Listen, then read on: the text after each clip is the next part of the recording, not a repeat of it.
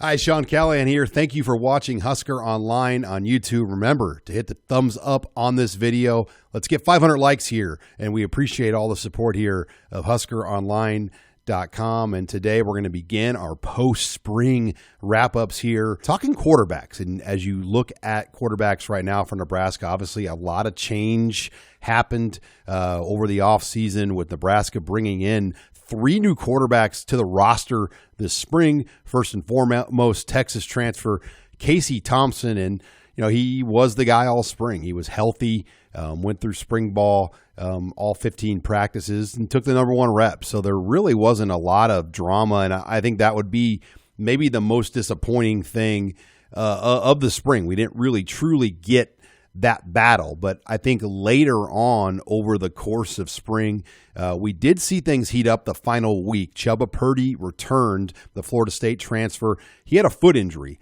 and that limited him a little bit early on, and the coaches weren't trying to push Chubba Purdy, but he came back later in the spring, and he looked good in the red-white game. Now, Casey Thompson only got to see 9 snaps of limited action in the red-white game. We saw Chubba Purdy a lot more, but you could see he had something to him, and I think that has a lot of people intrigued now about Chubba Purdy. And then another guy I'm going to throw in there, Heinrich Harburg. He came in, the Kearney Catholic transfer. He was live. The green jersey was not on him.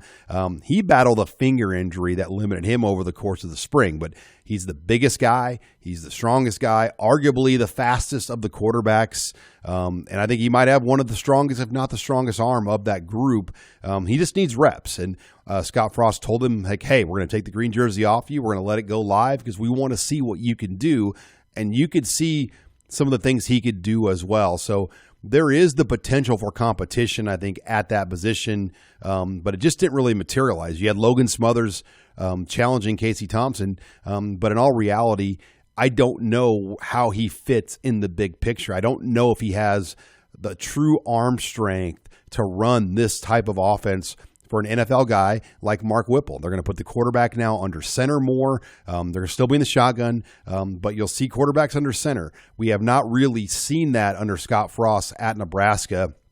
So that will be a change as you watch this offense going forward. And, as far as transfer portal goes, will any of these guys leave? I mean, I think when you talk about logical choices, a guy like Smothers is the one that makes sense, but we've given really no indication what direction that's going to go. May 1st is the day players would have to go into the portal in order to be eligible for next season. So things are going to heat up all across college football with the transfer portal and quarterbacks moving forward. I didn't mention Richie Torres. He came in as a newcomer as well, but hurt his knee. So he was dressed out this spring, did some limited work in practice, but was not able to scrimmage or go through anything live.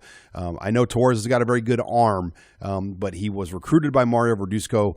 Now he's got a new quarterbacks coach, Mark Whipple. It's going to be interesting kind of where Richie Torres fits long-term moving forward, but there's no doubt they've got a lot of arms in there. They would like to see that competition heat up more here heading into fall camp. Well, that wraps it up here for our look at Nebraska's quarterbacks coming out of the spring.